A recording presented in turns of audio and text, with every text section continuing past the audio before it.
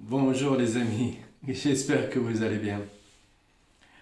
Alors on va continuer ce dont on a commencé hier et on va voir où est-ce que ça nous emmène, où est-ce que ça nous emmène ce, ce poisson, où est-ce que ça nous emmène cette flèche tirée par un arbalétier. Hein, parce que ça va très vite, à un moment donné ça monte, mais vraiment, vraiment, vraiment très très vite. Et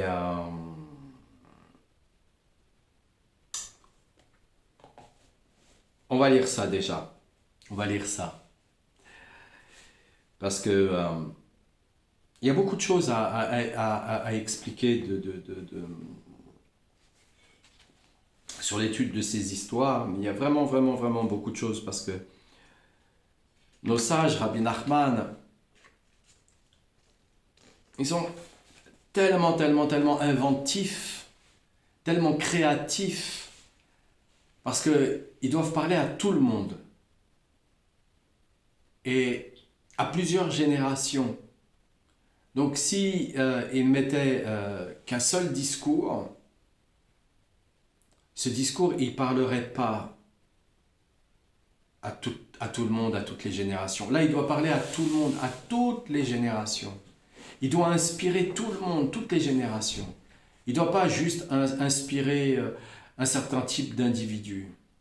Il doit vraiment inspirer tous les individus. Et c'est là où ils sont d'une créativité magnifique, exceptionnelle, subliminale. Sublissimale, pardon, pas subliminale. Et dans cette créativité sublissimale, mais c'est tellement profond, tellement puissant que si on le lit juste comme ça, on s'aperçoit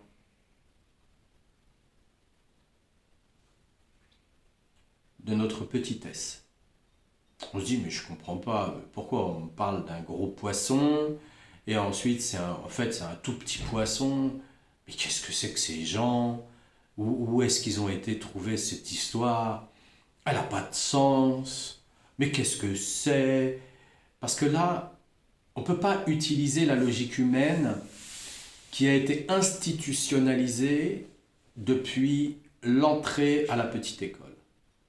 On ne peut pas utiliser cette logique humaine qui est tellement emprisonnée,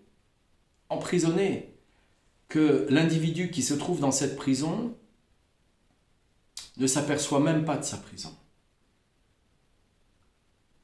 Il a entièrement confiance, en fait, à son geôlier, à un tel point que quand on lui dit « Ah, il y a un virus, ah, on a trouvé un vaccin 3 mois plus tard ou 6 mois plus tard, je ne sais plus combien de temps ils ont mis pour trouver ce vaccin qui était déjà en vérité sur le marché. »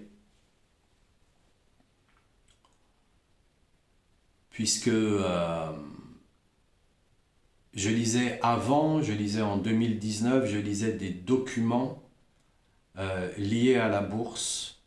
Hachem m'avait conduit vers des documents qui étaient liés à la bourse, et là je lisais qu'ils étaient en préparation d'un nouveau vaccin pour un certain type de virus. Et il n'y avait rien qui était, rien du tout qui était apparu. Rien du tout qui était apparu. Donc tout était bien, bien, bien caché.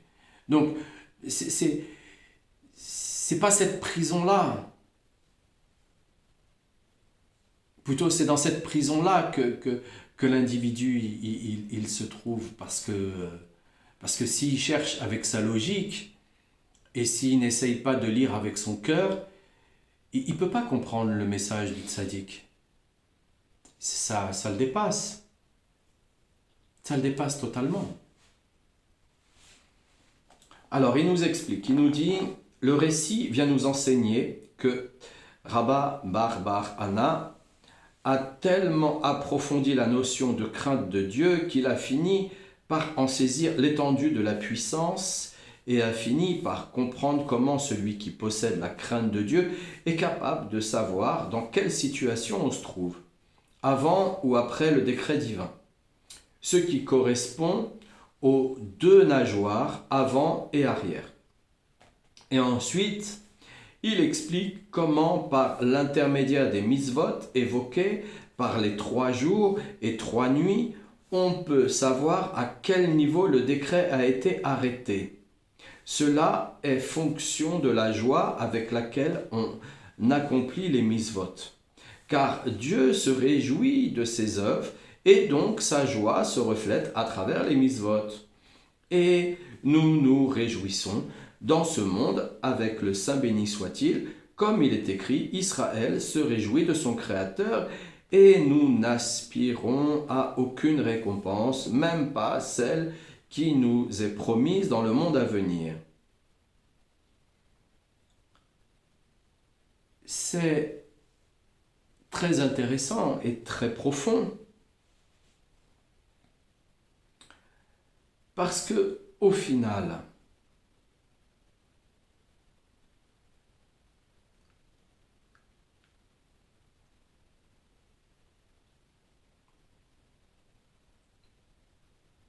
cette crainte de Dieu, elle est définie dans sa puissance.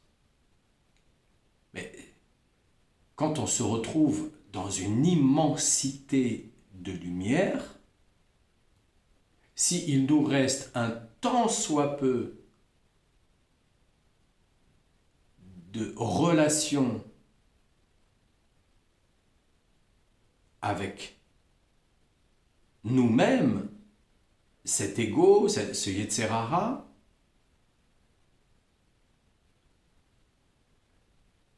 on se sent infiniment petit, infiniment peu, et pourtant tellement important. Sachant ce que nous dit Rabbeinu, il nous dit « Rappelle-toi le jour de ta naissance, car c'est le jour où Dieu a décidé que ce monde avait besoin de toi. » On le ressent pleinement, cette présence de l'infiniment petit que nous sommes, parce qu'on ne ramène pas de compréhension.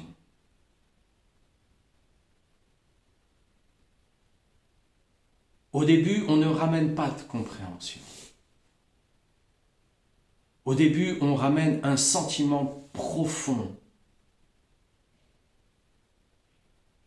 Et ensuite,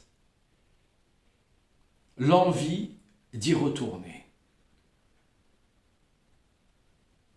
Ce vouloir profond qui fait qu'on est capable de vouloir tout laisser. Et c'est là où il nous dit non, non, non, ne laisse pas tout, ne laisse pas tout. Ne garde pas cet esprit manichéen, ne laisse pas tout, tranche, mets de l'équilibre. Et de cette manière-là, en mettant de l'équilibre, on va pouvoir ressentir quand arrive le décret, si on se trouve avant le décret ou si on se trouve après le décret. Parce qu'on aura mis de l'équilibre dans chaque chose de notre vie. Parce qu'auquel cas, une fois qu'on a pénétré l'immensité, on n'a pas envie de revenir. Et pourtant, on doit revenir puisqu'on le ressent comme si on pénétrait dans cette immensité. Parce que on ne doit plus ressentir comme si on pénètre dans cette immensité, on doit vivre l'immensité dans ce que nous vivons tous les jours. Donc on doit vivre le macrocosme dans le microcosme que nous vivons tous les jours. C'est un paradoxe, c'est un sentiment qui sort totalement de la logique humaine. Et c'est d'ailleurs pour cette raison que il nous parle des mitzvot, Et il nous dit que quand on se réjouit totalement de faire des mitzvot, ben, on ne cherche même pas la récompense en fait. On ne cherche pas la récompense parce que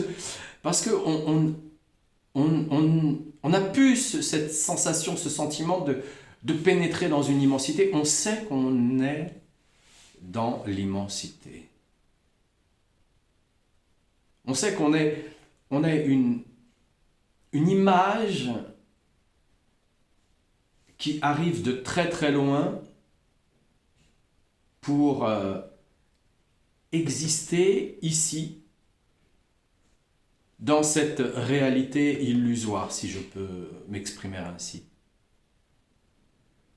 On n'est plus du tout en train de séparer les choses. On vit les choses, et par contre, c'est pas pour ça qu'on va tout comprendre systématiquement en un clin d'œil. Non, non, non, non, non, non, non, non. Le système humain, il est fait pour comprendre en temps et en heure. Vraiment en temps et en heure. En temps et en heure. Et je vous assure, je ne rentrerai pas dans des détails qui sont très très très personnels, mais par exemple, là, ce matin, sur un mot, mais j'ai compris une situation dont je cherche la solution depuis 2 ans.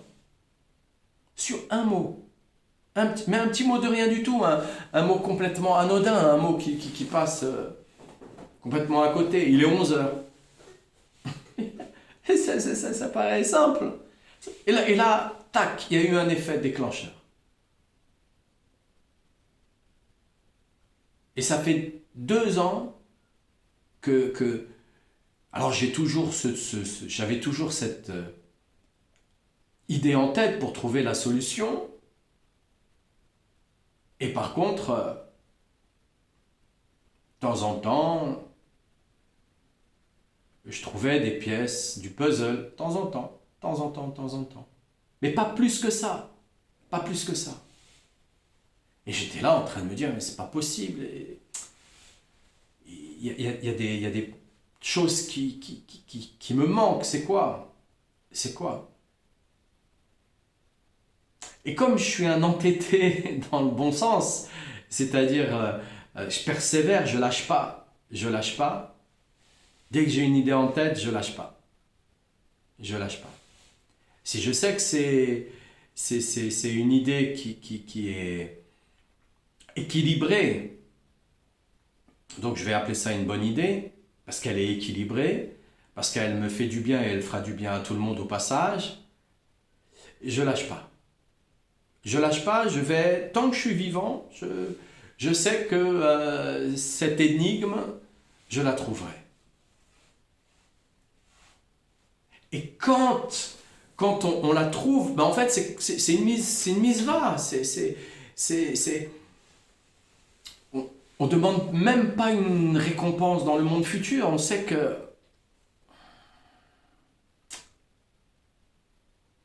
tout est là, tout est là. Et cela est traduit par le poisson nageait contre le vent et nous allions dans le sens du vent. C'est-à-dire que notre joie est fonction de celle de Dieu. Et c'est de cette manière qu'il nous est possible de savoir ce que Dieu a décidé. Ensuite, le récit nous apprend comment on peut accéder à la joie par le biais du tonnerre. Rav Dimi a évoqué à propos de la vitesse du bateau le laps de temps nécessaire pour faire bouillir de l'eau dans une bouilloire. Cela correspond à la voix qui provoque le tonnerre dans le cerveau. 60 pars fait allusion à la puissance divine qui vient heurter le crâne et y produit le tonnerre. Et alors la voix se fait entendre et la prière dite à voix haute permet de mieux se concentrer. Selon ce qu'ont dit nos sages, le tonnerre n'existe que pour redresser les tortuosités du cœur. Parce qu'à un moment donné, on se réveille en fait même. À un moment donné, on est là, on fait « Hey, alors ?» Et on se réveille.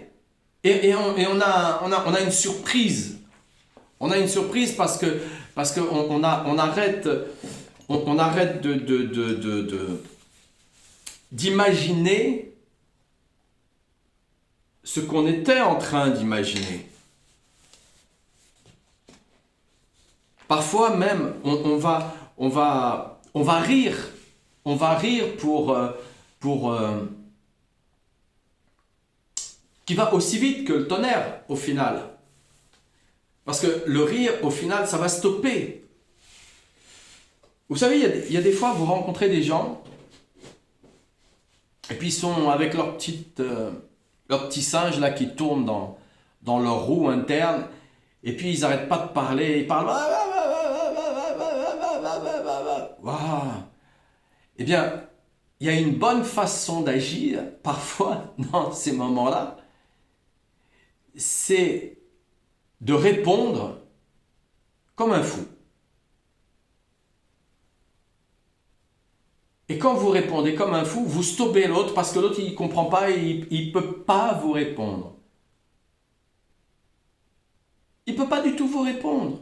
Il est stoppé, il est pris dans son élan, il est stupéfait. C'est comme un tonnerre qui arrive dans ses oreilles, il ne comprend pas.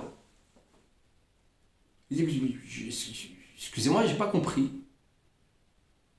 Et en fait, il s'est calmé. Il s'est arrêté.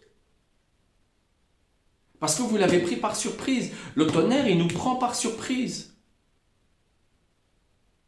Quand parfois on va réciter une prière et qu'on va juste monter d'un ton, d'un cran pour un mot ou pour une phrase,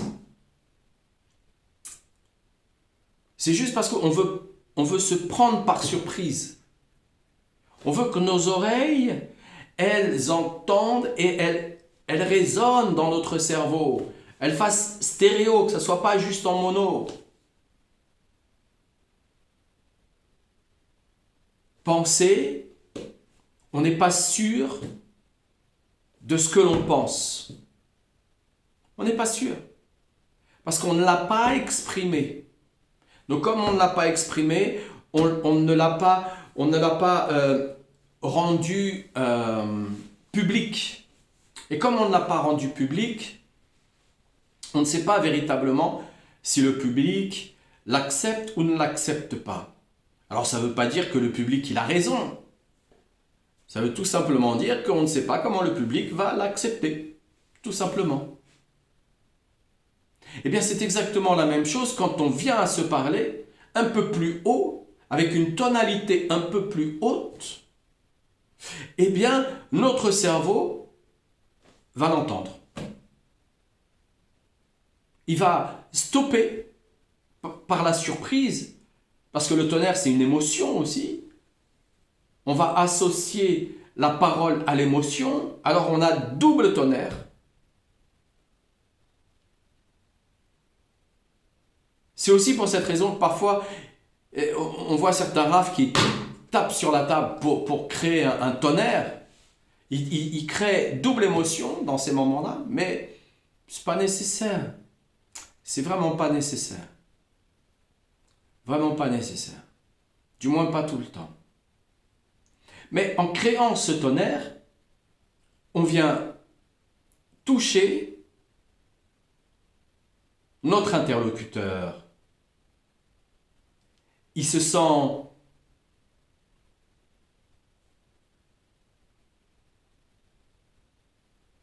plus intéressé par ce qu'on est en train de raconter. Il est plus dans cet espace où il entend un brouhaha, c'est toujours la même, et on parle. Ça peut devenir monocorde, donc on peut même s'endormir, ça peut devenir hypnotique. Alors que si on met des variations, on met un tonnerre, alors à ce moment-là, ça touche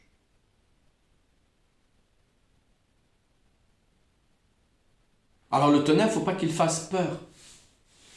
Le tonnerre, il doit rassurer. Le tonnerre, il doit éveiller. Le tonnerre, il doit susciter de l'amour.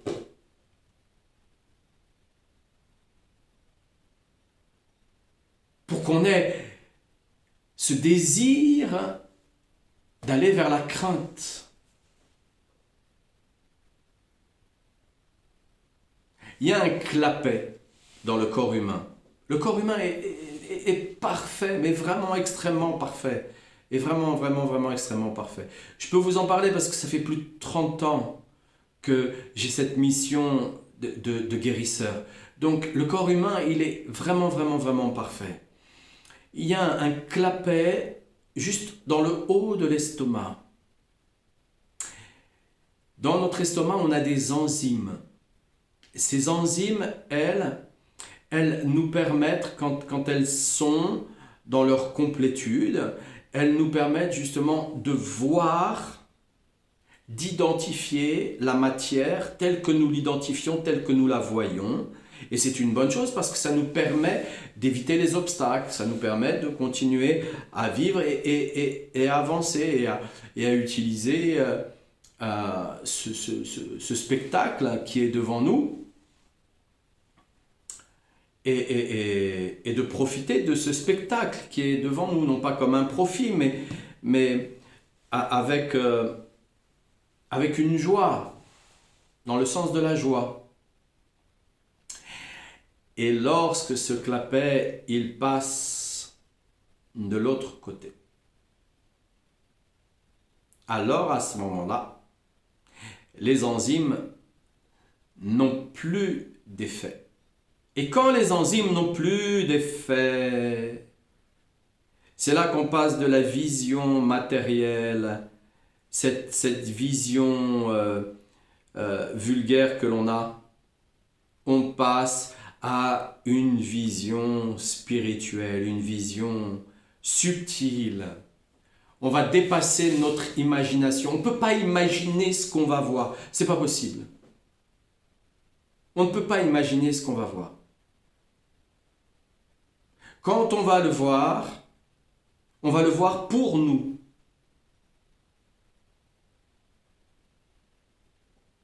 Et c'est parce qu'on aura pris l'habitude de voir des choses pour nous qu'on va pouvoir commencer à voir des choses pour l'ensemble. C'est de cette manière-là qu'on peut faire la différence entre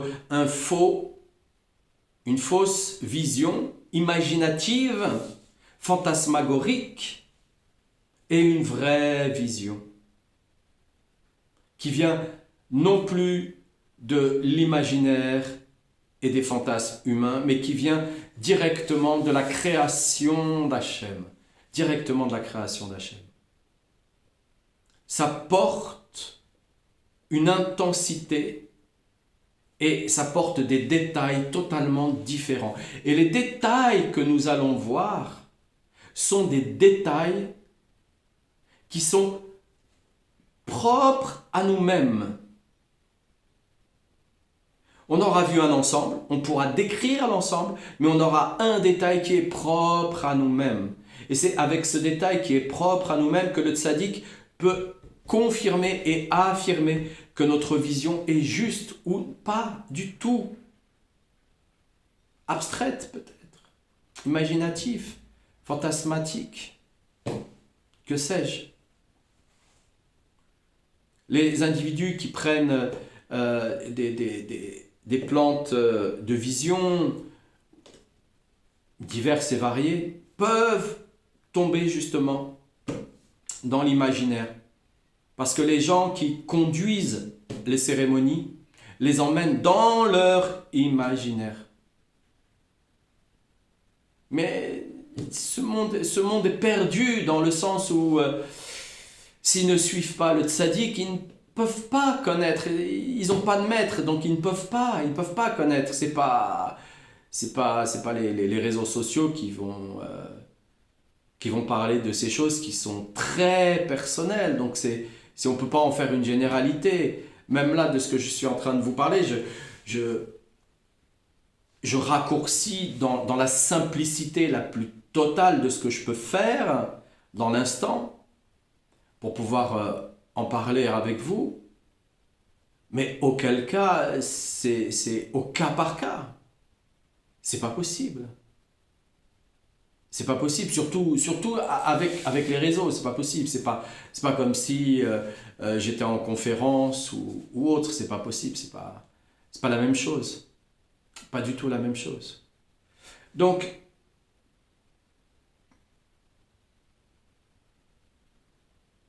on ressent cette misva avec énormément de joie de pouvoir la faire parce qu'on sait que en même temps, c'est la récompense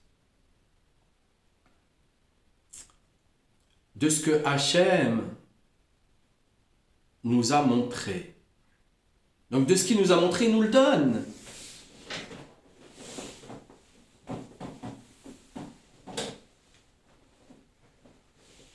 J'ai pas voulu être guérisseur. Pas été faire un stage. Il y a des choses qu'on ne cherche pas à vouloir. C'est des cadeaux. On vous fait des cadeaux. On vous offre. Hachem, il vous offre. Exactement comme il nous a offert le Shabbat, il nous offre des dons, il nous offre des possibilités, il nous offre...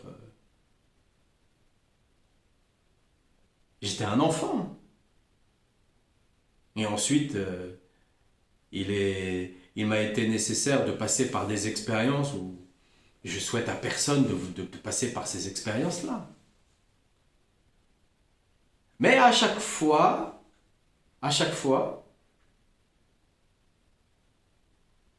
après la surprise, donc après le tonnerre, enfin c'est même pas un tonnerre, c'était une foudre qui me tombait dessus.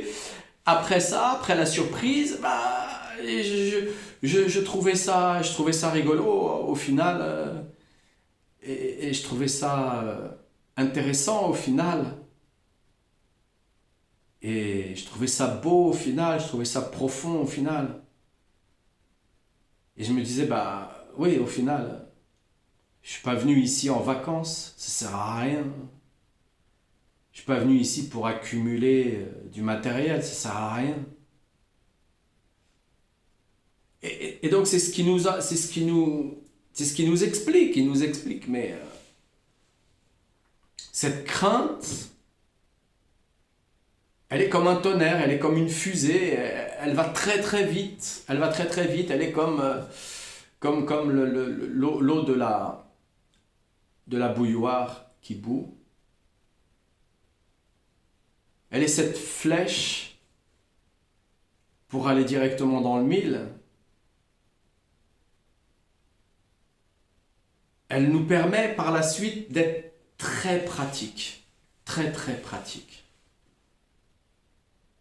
Une spiritualité qui n'est pas pratique n'est pas une spiritualité. Non, un truc qui vous fait mettre dans une religion avec des doctrines, avec des... qui vous enferme, qui vous fait croire que... oh là là, qui vous dit « Ah, c'est pas possible, vous savez, là... non, vous pouvez pas comprendre... » Quoi? Et pourquoi on peut pas comprendre? Parce que tu nous expliques pas. Si on nous explique avec simplicité, si on y met tout notre cœur dans l'explication, on peut faire comprendre à chacun que il n'y a pas mieux. Il n'y a pas mieux. Le reste, c'est éphémère. N'importe quel individu qui court après la richesse, il la perdra de toutes les façons. Donc, à quoi ça sert? À quoi ça sert? Mais il y a des choses, on ne perd pas. Non, non, on ne les perd pas. On les multiplie. On les multiplie. Ça se multiplie continuellement, continuellement. D'une goutte d'eau, ça devient deux, et etc., etc., etc. Et au final, on le vit avec des évidences. Et quand c'est trop compliqué, bah on patiente. On patiente, le passage sur la terre, c'est de la patience. Donc on patiente. On patiente et c'est là pour nous dire non, non, c'est pas encore le moment. Faut que tu remontes. On remonte par palier, par palier. Parfois on descend très très bas, très très bas. Et donc après, pour remonter, c'est toujours par palier. Donc ça prend du temps, ça prend du temps, ça ne se fait pas comme ça. Il y en a qui disent, oui, mais moi, ça fait 20 ans que je le fais, et il n'y a rien qui se passe.